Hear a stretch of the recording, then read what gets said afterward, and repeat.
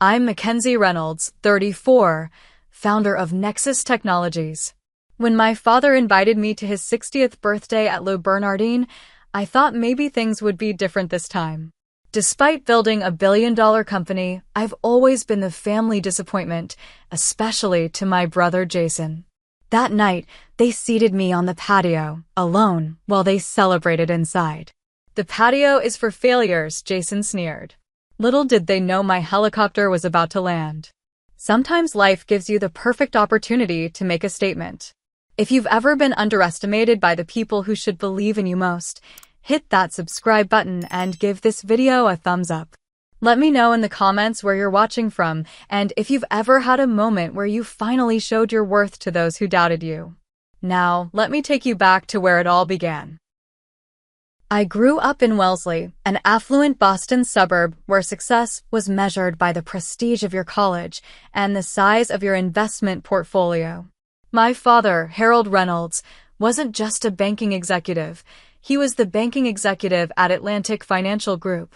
His definition of success was narrow: Harvard education, finance career, country club membership, and a sprawling colonial house in the right neighborhood. My mother Elizabeth played her part perfectly, the supportive banking wife who organized charity galas and tennis tournaments. She was kind but passive, always deferring to my father's opinions on matters big and small. When conflicts arose, she'd smooth things over rather than address the underlying issues. Then there was my brother Jason, for years older and my father's carbon copy. From childhood, he embraced the path laid out for him: captain of the debate team, summer internships at Dad's bank, early admission to Harvard. He soaked up my father's approval like a sponge, and in return, he adopted every one of my father's values and prejudices. I was different from the beginning. While Jason played golf with Dad's colleagues' sons, I was taking apart our home computer to see how it worked. At 12, I coded my first primitive program: a birthday card for Mom with digital flowers that grew across the screen. Dad called it playing with computers. Mom thought it was cute but impractical. "Computers are fine for a hobby, Mackenzie," Dad would say, "but real careers are built in finance, law, or medicine." By high school, the divide was clear. Jason was class president heading to Harvard. I was the smart but odd girl building websites for local businesses and heading to MIT. At my graduation dinner, Dad toasted Jason's guidance of his quirky little sister. I was 18 and already invisible in my own family narrative. College only widened the gap. While Jason pledged Dad's old fraternity and networked with future Wall Street executives, I thrived at MIT, double majoring in computer science and business.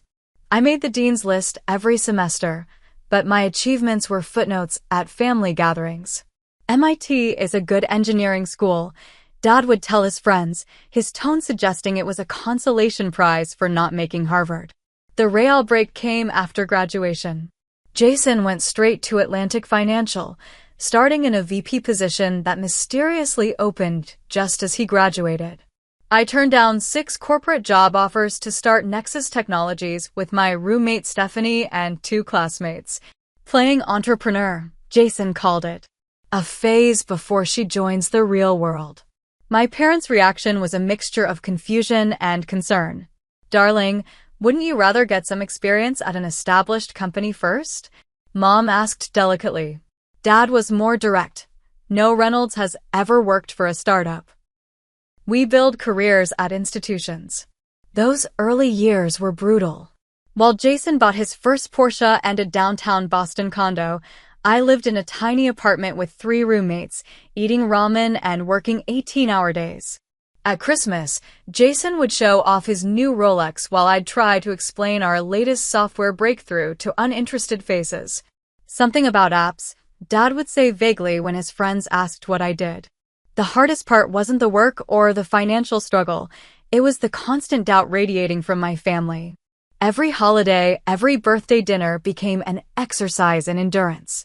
Jason's promotions were celebrated with champagne. My company's first $1 million in revenue was met with, "But is it sustainable?" Not everyone can follow the traditional path, Mom would say, attempting to defend me while simultaneously implying I'd chosen a lesser route. Jason was crueler. Tech is just a bubble, he'd say. When it bursts, there's always a desk for you in customer service at the bank. 5 years in, our company secured major funding and started to gain real traction. Jason had to find new angles for his disdain. Anyone can get venture capital in this market, he dismissed. They're throwing money at anything with tech in the name. When we landed our first Fortune 500 client, he shrugged. They're probably just filling some diversity quota by hiring a woman-led company. Mom would always try to mediate, offering platitudes like, both of my children are so accomplished in their own ways, as if we were in completely different leagues. The last family gathering before Dad's birthday had been Thanksgiving, 6 months earlier. By then, Nexus had grown to over 200 employees with offices in 3 cities. We were featured in Fast Company and Forbes. Yet when I arrived, nothing had changed. How's your little startup? Dad asked, the same question he'd been asking for 8 years. Later, as we had pie, news broke that one of our competitors had been acquired for $2 billion. Lucky timing for that industry, Jason remarked. Ride the wave while it lasts, Mac. I left early that night, making a decision in my car. I would give them one more chance. Dad's 60th birthday. I would show up, be gracious, and open the door to a different relationship. But if nothing changed, I would finally accept that my family might never see me clearly, and I would stop seeking their approval. Little did I know how dramatically that resolution would be tested. The invitation to Dad's 60th birthday celebration arrived in early May, heavy cream card talk with gold embossing, organized by Mom with her usual attention to social detail. Black tie optional, it specified, for dinner at Le Bernardin, one of the most exclusive restaurants in the city. My name was penned in my mother's elegant handwriting. I called Stephanie immediately after receiving it. You're not seriously considering going, are you? She asked when I told her. As both my best friend and COO, she'd witnessed years of my family dynamics firsthand. It's his 60th, Steph. Milestone birthday. Every time you go to these things, you come back devastated. Remember Christmas? You didn't get out of bed the next day. I sighed, turning the invitation over in my hand. This time could be different. Our latest valuation puts us at nearly $1 billion. They can't keep pretending I'm running some cute little side hustle. They've been pretending for years. Your brother could find you curing cancer, and he'd call it playing scientist. Despite her warnings, I decided to go. Perhaps it was hope, perhaps masochism, but I marked will attend on the RSVP card and mailed it back. That same week, our company entered preliminary talks to acquire DataSphere, a data analytics firm that would perfectly complement our existing services. The acquisition would cost $1.2 billion, our biggest move yet. As negotiations progressed, our team scheduled a critical board meeting for the same weekend as Dad's birthday. I can make both work, I insisted when my executive team suggested rescheduling. The dinner's Saturday night. We'll do final prep Friday, and I'll fly back for the board meeting Sunday morning. In the weeks leading up to the birthday, I meticulously planned every detail. I bought a Valentino dress, conservative enough for my parents' taste, but structured and confident for my own. I selected a rare first edition book on banking history for my father, thoughtful but not desperate for approval. The DataSphere acquisition grew more complex. Our competitor, tech giant, began showing interest in the same company. What had started as a straightforward purchase was becoming a potential bidding war. 3 days before the birthday, I had my regular session with Dr. Watson, my therapist of 4 years. What's your ideal outcome for this dinner? She asked. Recognition, I said after considering. Not adoration or even approval necessarily. Just recognition that what I've built matters. And if that doesn't happen, then I stop hoping for it. I accept that they'll never see me clearly and stop giving them the power to make me feel inadequate. She nodded. That's a healthy boundary. How will you manage if the old patterns emerge? We practiced responses to potential scenarios. If Jason made dismissive comments, I would calmly acknowledge his perspective without defending myself. If Dad minimized my work, I would change the subject rather than seek validation. The goal wasn't confrontation but self-preservation. The day before the birthday, I flew to Boston. Rather than staying at my parents' house as expected, I checked into the Four Seasons. I needed neutral territory, a place to retreat if things went badly. Mom called as I was unpacking. "Darling, we're so excited you're coming. It means the world to your father." "I'm looking forward to it," I lied politely.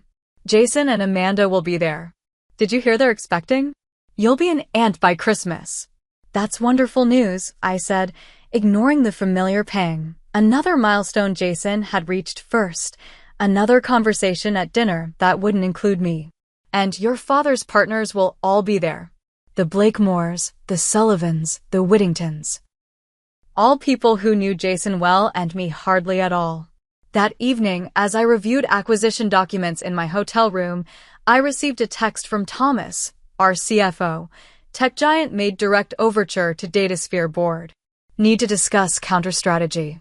I called him immediately, and we talked for an hour about how to secure the deal. By the time we hung up, it was clear the situation was precarious. Tech giant was moving aggressively. "We should have daily check-ins," Thomas suggested. "Things could change quickly." Agreed. "I'll call tomorrow after the dinner." As I prepared for bed, I practiced deep breathing exercises to calm my racing thoughts, half focused on the business emergency brewing, half dreading the family dynamics awaiting me the next day. In the morning, I woke to more texts about Datasphere. Their CEO wanted to speak with me directly. Tech giant had increased their informal offer. Our legal team needed guidance on how far we were willing to go. I handled what I could before getting ready for the dinner, trying to compartmentalize business concerns from family anxiety. As I applied my makeup with practiced precision, I gave myself a final pep talk in the mirror. "You are the founder and CEO of a company valued at nearly $1 billion. You employ hundreds of people. You're about to make the biggest acquisition in your industry this year. Nothing said over dinner can take that away." I almost believed it. Lou Bernardine glowed with understated elegance as my taxi pulled up at precisely 7 p.m. The restaurant occupied the ground floor of a sleek midtown building, its entrance marked by a discreet sign and attentive doorman. "Good evening, Ms. Reynolds," the valet said as I stepped out. His recognition startled me until I realized he'd probably just read my name from the reservation list. "You're the Nexus Technologies founder, right? I read about you in Business Insider last month. Amazing what you've built." I thanked him, momentarily bolstered. At least someone in New York recognized my accomplishments. The maitre d' greeted me with practiced charm, checking my name against the guest list. "Ah yes, Ms. Reynolds for the Harold Reynolds party. They've already been seated. Please follow me." As we moved through the main dining room, I spotted my family immediately. They occupied the largest table in the center of the restaurant, the power position as Dad would call it. I could see the back of Jason's head, his arm draped casually around his wife Amanda's shoulders. Mom was laughing at something one of Dad's partners had said. Dad sat at the head of the table, looking every bit the patriarch, celebrating 6 decades of success. The maitre d' did not lead me toward them. Instead, he veered right, toward a side door. "I believe my family is seated there," I said, pointing to the central table. He looked uncomfortable.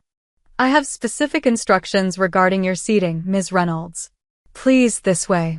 Confusion gave way to dawning comprehension as he led me through glass doors onto the restaurant's patio. A single small table had been set up in the corner, partially blocked by a large potted plant. From this position, I could barely see my family through the windows. "There must be some mistake," I said. "I apologize, but I was told explicitly by Mr. Reynolds, the younger Mr. Reynolds, that you would be seated on the patio." As I stood there processing this information, the patio door opened. Jason emerged, champagne flute in hand. "There you are, Mac. Glad you could make it. His smile didn't reach his eyes. Why am I seated out here alone, Jason? He shrugged. Space constraints. Dad invited more partners than expected. The patio is. He paused, taking a deliberate sip of champagne. 4 failures. We need the main table for people who matter. The casual cruelty was breathtaking.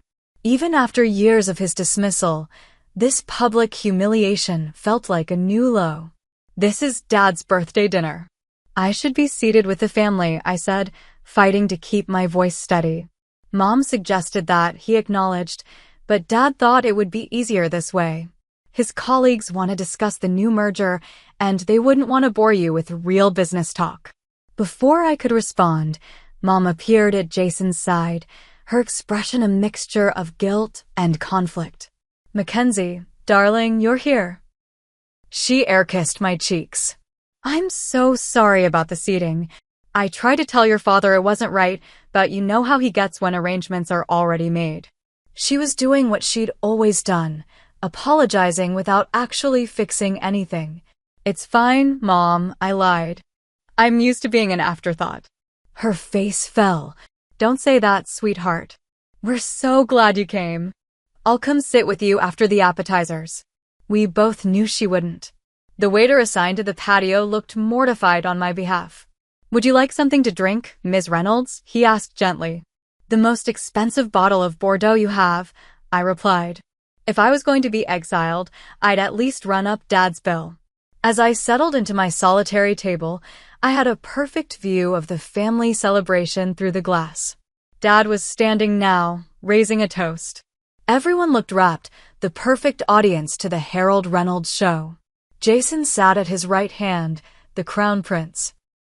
Mom beamed at her husband with practiced adoration. I picked at my sea base and sipped my $900 wine, watching the tableau of family happiness play out without me. Periodically, Mom would glance guiltily in my direction, but she made no move to join me. One of Dad's partners seemed to ask about me. I saw him gesture toward the patio, but Dad responded with a brief comment and dismissive wave that clearly ended the inquiry. The patio had only 2 other occupied tables, both couples clearly displeased at being seated outside despite the warmth of the summer evening. They shot curious glances my way, probably wondering what I'd done to deserve solitary confinement. I considered leaving. Each minute that passed emphasized how little my presence mattered to them. I had a legitimate excuse. The datasphere situation required attention.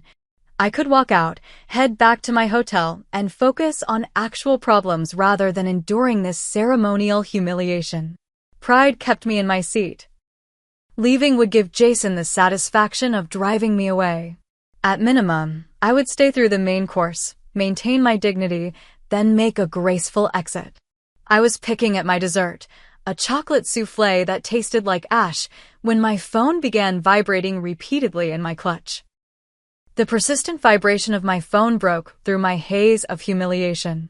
3 text messages from Thomas, 2 from our lead counsel Sarah, and 4 missed calls. My stomach tightened as I opened the first message. Urgent. Tech giant made formal offer to Datasphere. $1.4 billion. Their CEO flying in tonight.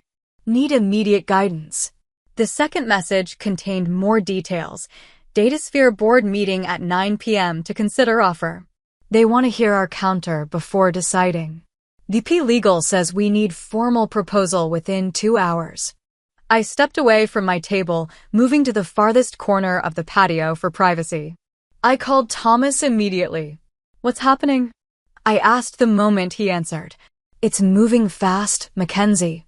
Tech giant blindsided us. They're offering all cash, no contingencies. Datasphere's major investors are pushing to accept. But our integration plans are superior, I argued. We've shown how their technology complements our platform perfectly. Strategic fit doesn't always win against cold cash. Their CEO, Anderson, wants to talk to you directly. He respects you, says he'll give us a fair chance to counter, but he needs to hear from you tonight. I glanced at my watch, 8:42 p.m. When and where? Their corporate jet lands at 10:30. They've booked the conference room at the Four Seasons for 11. The board wants our final offer by midnight. My mind raced through calculations. This acquisition was everything we'd worked toward for years. The perfect integration of our technologies, a client base that expanded our market reach, talent we couldn't replicate.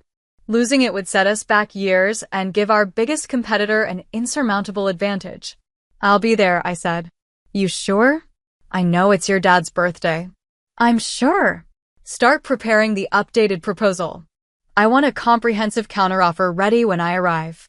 And Thomas? Tell them we're willing to go to $1.5 billion with the earn-out structure we discussed.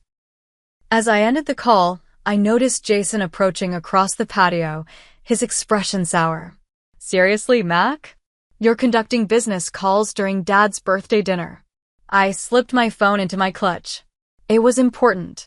Important, he repeated mockingly. Can't you even pretend to care about Dad for one night? Or is your precious startup always going to come first? Before I could respond, the patio door opened again. Dad emerged, followed by Mom. From their expressions, I could tell Jason had informed them of my transgression. Mackenzie, Dad said, his voice carrying that familiar note of disappointment. Your brother tells me you're working during the celebration. I had to take an urgent call about an acquisition we're pursuing. He sighed. There's always something with these little startups, isn't there? Constant drama. In established institutions like Atlantic Financial, we conduct business during business hours. 8 years of building my company, and he still called it a little startup. The dismissal stung as much as it always had. It's a $1.5 billion acquisition, Dad. That's hardly little. He waved away the figure as if I'd made it up. Well, whatever it is, surely it can wait until tomorrow. Tonight is about family. The irony of him saying this while I sat alone on the patio was apparently lost on him. Mom touched his arm. Harold, perhaps Mackenzie's work really is urgent. More urgent than her father's 60th birthday? I doubt that. He turned back to me. This is exactly why I've always been concerned about your career choices, Mackenzie. No stability, no structure. Always chasing the next shiny object. As he spoke, my phone vibrated again. A text from Sarah. Datasphere CEO asked specifically if you'll be at meeting. Says decision hinges on direct conversation with you. In that moment, everything crystallized. On one side, a father who'd never respected my choices, who'd seated me outside like an embarrassing secret. On the other, a billion-dollar company that I'd built from nothing, people who depended on me, who valued my judgment so much that major decisions required my direct input. I have to go, I said, rising from my chair. Go. Dad's eyebrows shot up. You can't leave in the middle of my birthday dinner. I'm not in the middle of your dinner, Dad. I'm on the periphery, exactly where you put me. And yes, I have to go. Our company is finalizing the largest acquisition in our industry this year, and I need to be there. Jason snorted, always so dramatic. I gathered my clutch and wrap. I'm sorry I can't stay. I hope you have a wonderful birthday, Dad. If you walk out now, Mackenzie, it makes a statement about your priorities, Dad said stiffly. I looked him directly in the eyes. Yes, it does. And if you'd ever bothered to come to even one of my company events, or read any of the articles about what we've built, or asked me a single genuine question about my work, maybe my priorities would be different tonight. Mom looked stricken. Mackenzie, please. It's okay, Mom. I'm not angry. I'm just finally accepting reality. I leaned in and kissed her cheek. I'll call you tomorrow. As I moved toward the patio exit, I sent a text to my private pilot, Lucas. Need immediate pickup. Emergency business meeting. Current location, Lou Bernardine Restaurant. His response came seconds later, on it. Helicopter can land in clearing at Central Park, 5 blocks from your location. ETA 20 minutes. I paused at the patio door, looking back at my family. Enjoy the rest of your evening. Dad had already turned away, returning to his guests. Jason was whispering something to Mom, who looked torn between following me and staying with her husband. Neither of them called after me as I walked through the restaurant. Outside, I took a deep breath of the summer night air. For the first time in hours, I felt like I could breathe properly. My phone buzzed again with updates from my team, and I smiled as I read through their messages. These were people who respected me, who saw my value. I texted Lucas, "Perfect. I'll head toward the park now." As I walked briskly down the sidewalk, I felt a curious lightness. I had made my choice, and there was no going back. Whatever happened next, I would face it as the CEO of Nexus Technologies, not as Harold Reynolds' disappointing daughter. I had just reached the edge of Central Park when I heard it, the distinctive whump whump whump of helicopter blades cutting through the night air. Several pedestrians stopped to look up, pointing at the sky as the sound grew louder. Lucas was nothing if not efficient. He'd clearly been nearby when I texted, probably doing maintenance checks at our Manhattan helipad. The sleek black helicopter with the glowing blue Nexus logo approached from the south, its navigation lights blinking against the darkening sky. For a moment, I considered the theatrics of what was about to happen and nearly laughed. If I'd planned this as a statement, I couldn't have choreographed it better. But this wasn't about making a point. It was about being where I needed to be for my company. My phone rang, the restaurant's number. Mom, most likely. I declined the call and watched as the helicopter descended toward the clearing in the park, wind from its rotors creating a small storm of scattered leaves and ruffled hair among the gathering onlookers. As I walked toward the landing site, another call came through, Jason this time. I answered. "What the hell are you doing?" he demanded, barely audible over the restaurant's background noise. "Heading to a business meeting," like I said. "There's a helicopter landing in the park. People are saying it has your company logo on it." "That would be my ride," I replied calmly. His stunned silence was oddly satisfying. "You're sending a helicopter? To Dad's birthday dinner? Are you insane?" "I'm sending a helicopter to pick me up because I have an urgent meeting about $1 billion acquisition. Dad's dinner is coincidental. Everyone is at the windows watching. You're making a scene. I'm handling a business emergency efficiently.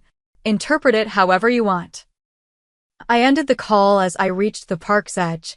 Security personnel from the helicopter were already setting up a small perimeter, keeping curious onlookers at a safe distance. Lucas had landed perfectly in the clearing, the Nexus logo illuminated dramatically against the dark fuselage. My phone buzzed with texts, more from Jason, one from Mom, even one from Dad. I ignored them all. This moment wasn't about them anymore. As I approached the helicopter, I glanced back toward Le Bernardin, several blocks away but still visible. Sure enough, faces pressed against the windows of the upper floor.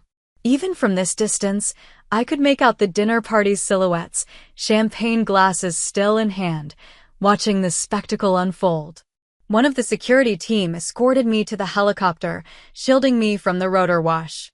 As I reached the door, it opened to reveal not just Lucas, but Thomas and Sarah as well. "Thought you might want the briefing en route," Thomas shouted over the engine noise, helping me aboard. I fastened my seatbelt as Lucas prepared for takeoff. Through the window, I could see a small crowd had gathered, phones raised to capture the scene. In the distance, the restaurant's patio, my exile location, was clearly visible, now empty except for the staff clearing my abandoned dessert. As the helicopter lifted off, my phone rang again. Dad this time. After a moment's hesitation, I answered, putting it on speaker so my team could hear. "Mackenzie, what is the meaning of this?" He was shouting to be heard over the background noise of the restaurant. As I explained, "Dad, I have an emergency business meeting." "In a helicopter? You couldn't take a taxi like a normal person. Time is critical. We're closing a major acquisition tonight." "What acquisition could possibly require this kind of spectacle?" "We're acquiring Datasphere for $1.5 billion. Their CEO and board are waiting for me to finalize terms. Tech giant is trying to outbid us." Silence on the other end. I could almost see him processing the numbers, the companies involved, the scale of what I was describing. Datasphere, he finally said. Martin Phillips' company? Yes.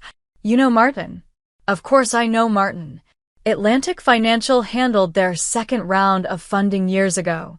His voice had changed, the anger giving way to something like confusion.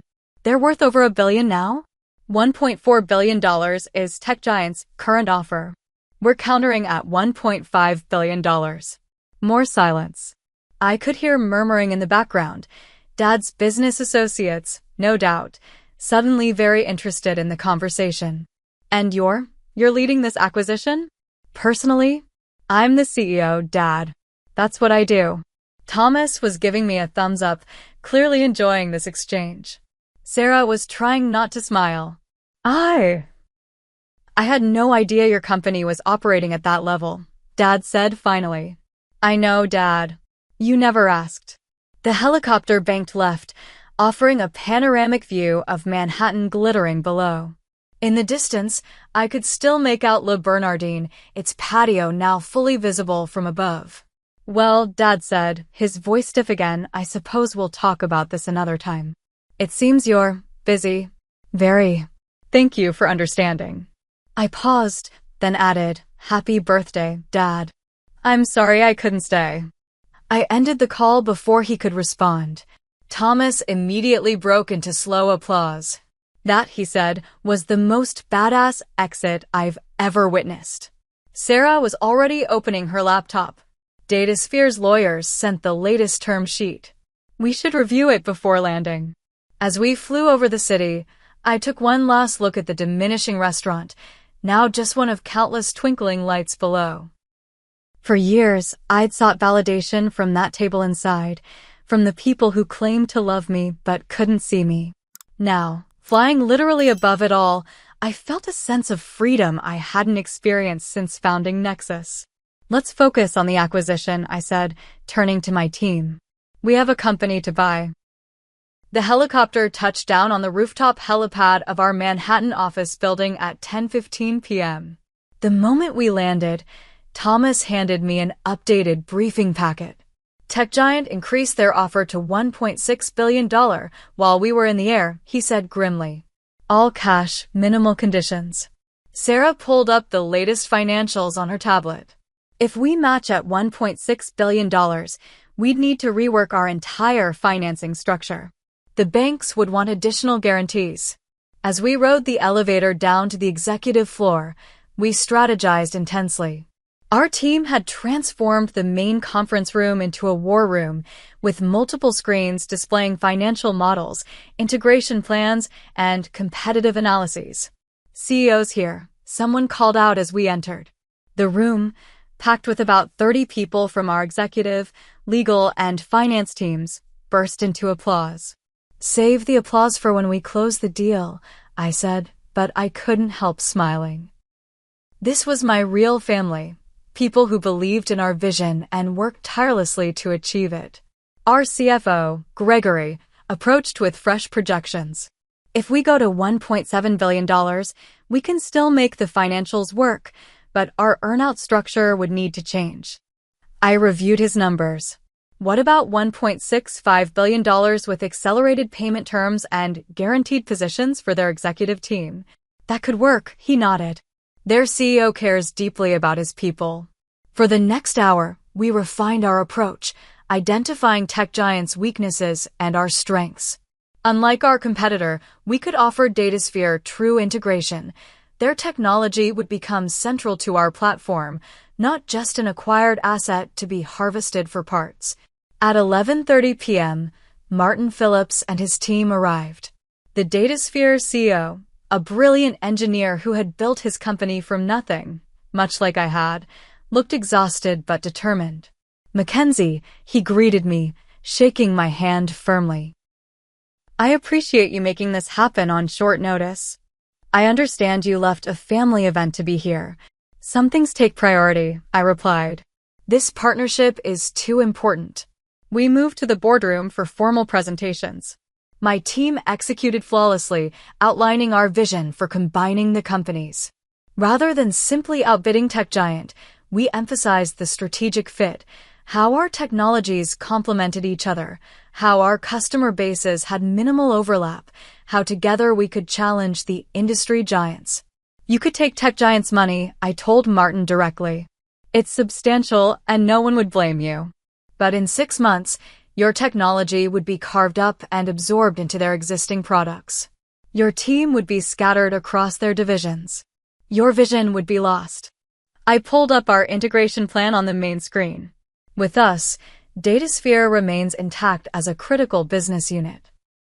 Your core technology becomes the foundation of our next-generation platform. Your engineers continue developing their innovations, but with our resources and customer base.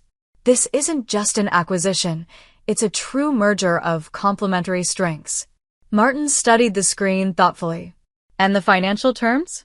I nodded to Gregory, who distributed our offer documents. $1.65 billion total value. $1.2 billion cash at closing. $450 million in Nexus stock with no lockup period, accelerated payment schedule, and guaranteed executive positions with substantial autonomy. Tech Giant offered $1.6 billion all cash, Martin noted. They're buying you to eliminate competition, I countered. We're partnering with you to build something neither of us could create alone. The negotiation continued past midnight, diving deep into technical specifications, organizational structures, and financial projections. By 2 a.m., we had addressed every concern, revised several key terms, and reached tentative agreement on all major points. At 3:17 a.m., Martin looked across the table at his team, who nodded their approval. He extended his hand to me. We have a deal, he said simply.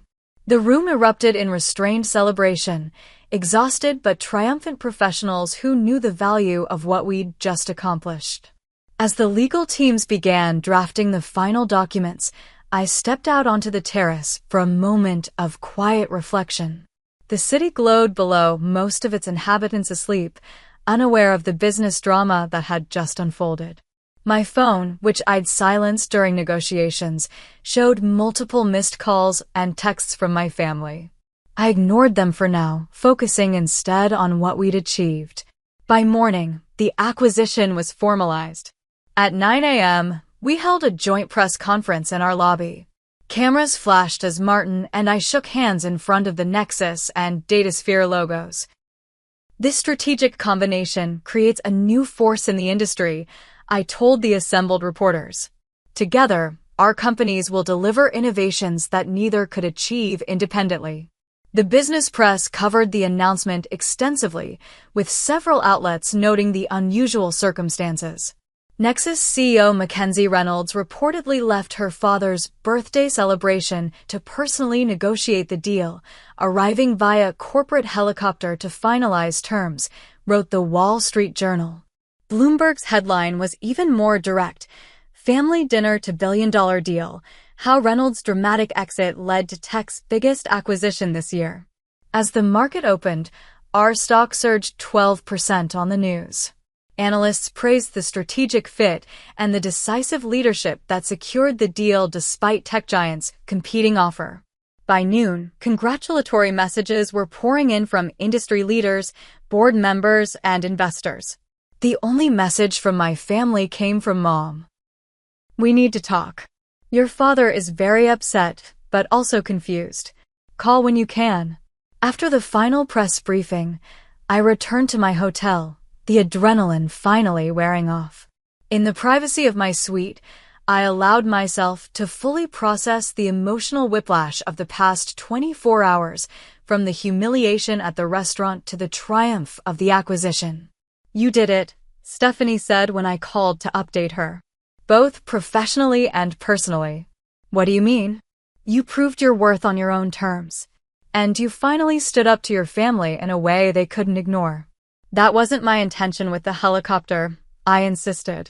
Maybe not consciously, she laughed. But you have to admit, it was one hell of a statement. After we hung up, I ordered room service and collapsed onto the bed, physically and emotionally drained. For years, I'd work to build something meaningful while simultaneously seeking my family's validation. In one night, I'd secured my company's future and finally stopped chasing approval I might never receive. As I drifted toward sleep, my phone lit up with another text, from my father this time. "We should discuss your company. Perhaps I've been uninformed about its significance." Not an apology, not quite an olive branch, but perhaps a starting point. I set the phone aside without responding. Whatever came next with my family, it would be on different terms than before. I had finally chosen myself, and for now, that was enough. 2 weeks after the acquisition, I returned to my normal routine. The initial integration of DataSphere was proceeding smoothly. Our stock price had stabilized at its new higher level, and the press coverage had shifted from the dramatic circumstances of the deal to its business implications. During that time, I deliberately maintained minimal contact with my family. Mom had called almost daily at first, her messages growing increasingly concerned. Jason had sent a few texts, oscillating between defensive justifications and reluctant acknowledgments that perhaps he'd been somewhat harsh at the dinner. Dad had emailed once, a stiff, formal note congratulating me on what appears to be a significant business achievement and suggesting we discuss it at an appropriate time. I'd responded politely but briefly to Mom, ignored Jason entirely, and sent Dad a simple, "Thank you. I'll be in touch when my schedule allows." Stephanie had called this my power move phase. "You're finally operating from a position of strength with them," she'd observed. "Don't rush back into the same patterns." She was right. For the first time, I wasn't anxiously seeking reconciliation or validation. I was allowing myself the space to determine what kind of relationship I actually wanted with my family, if any. On a Wednesday afternoon, Mom finally caught me by phone. "Mackenzie, we need to talk about what happened," she said, her voice carrying that familiar note of mediation. "Your father's birthday dinner ended quite dramatically." "Yes, it did," I agreed without elaboration. "The helicopter was perhaps a bit excessive, don't you think?"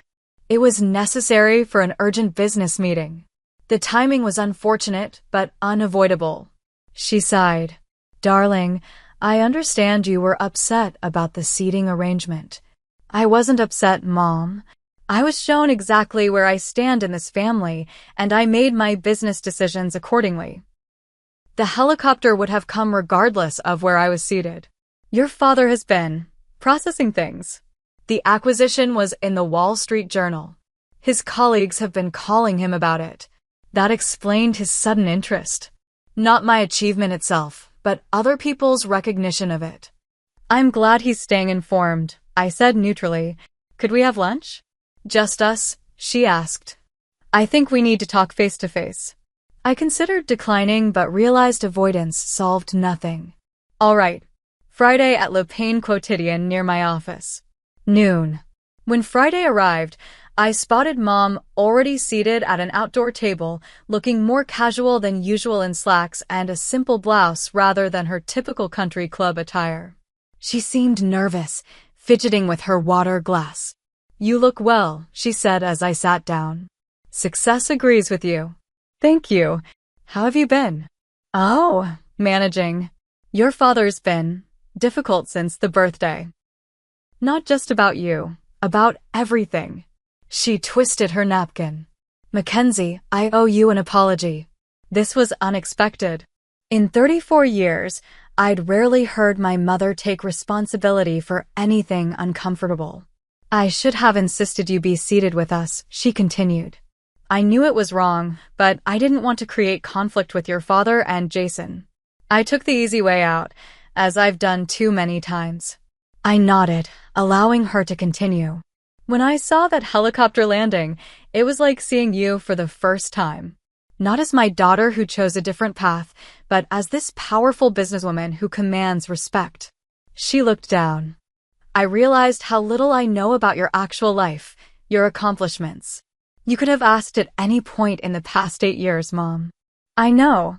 I told myself I was respecting your independence, but the truth is, I didn't understand your world, so I didn't engage with it." She reached across the table. I want to do better. I want to actually know my daughter. Her sincerity seemed genuine. I'd like that, Mom. As our lunch progressed, she asked real questions about Nexus, about the acquisition, about my daily work, perhaps the first substantive conversation we'd ever had about my career.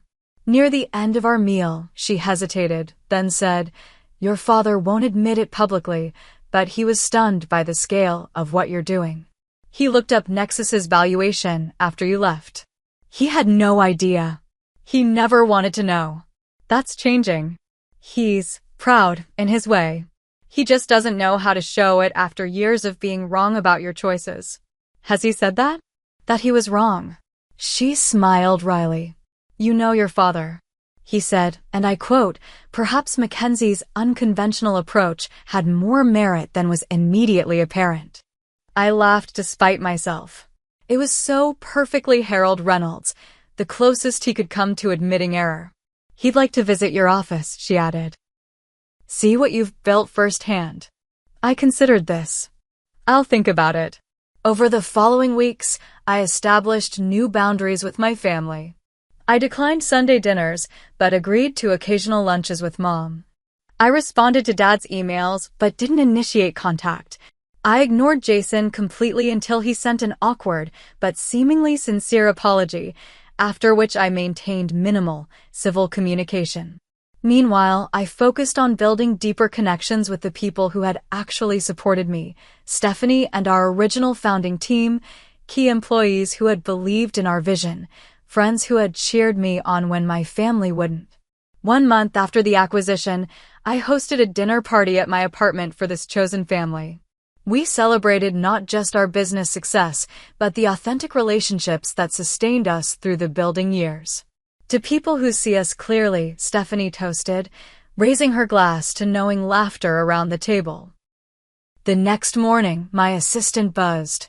"Your father is here. He doesn't have an appointment." I took a deep breath. "Send him in." Dad entered my office with uncharacteristic hesitation, taking in the floor-to-ceiling windows, the awards displayed on the walls, the view of the city. "Impressive," he said, gesturing around. "Very impressive. Thank you. What brings you here, Dad?" He sat in the chair across from my desk, looking uncomfortable. "I've been reflecting on things. The birthday dinner. Your company's acquisition. The way I've perceived your career choices." I waited, giving him space to continue. "I've followed a certain path my entire life," he said slowly. "Harvard, banking, the traditional markers of success. When you chose differently, I assumed you were making a mistake because it wasn't my path." "Yes, you did. The DataSphere acquisition made me realize I've been limited in my perspective. Martin Phillips called me, you know. Said you were one of the most impressive executives he's ever worked with." "Martin is very kind. He's not kind, Mackenzie. He's ruthlessly honest. Always has been." Dad straightened his tie. "He said I should be extremely proud of you." And I realized. I am. I just never allowed myself to show it because it would mean acknowledging I was wrong about your choices. The admission, however circuitous, was more than I'd ever expected from him. "I'm not asking for forgiveness for the birthday dinner or other things," he continued. "But I am asking for the chance to understand what you've built. To get to know my daughter's actual life, not the version I assumed existed." I studied him, Harold Reynolds, banking titan, admitting fallibility, however obliquely. It wasn't a complete transformation, but it was a beginning. "I can give you a tour of the office," I offered. "Introduce you to the team." Relief crossed his face. "I'd like that very much." As we walked through the office, introducing him to key personnel, showing him our technology, explaining our business model, I realized something profound. For years, I'd defined myself in opposition to my family, especially my father, determined to succeed despite his lack of faith in my path. Now, I understood that my worth had never depended on his recognition. The helicopter moment hadn't been about proving anything to them. It had been about finally, completely choosing myself and the company I'd built. The change in my family's attitude was merely a consequence, not the goal. In the months that followed, we built a different kind of relationship, not the close-knit family bond of childhood fantasy, but a measured, adult connection based on mutual respect rather than obligation. Jason remained distant, occasionally civil. Mom became more present, genuinely interested. Dad made halting efforts to understand my world, sometimes succeeding, sometimes reverting to old patterns. I established new traditions that honored my authentic self, quarterly retreats with friends who truly knew me, mentorship programs for young women in tech, celebrations that marked business milestones as the significant life events they were. The DataSphere acquisition proved transformative for Nexus, catapulting us into the top tier of tech companies. When we rang the opening bell at our IPO the following year, I looked out at the crowd of supporters and realized how far I'd come from that lonely patio table.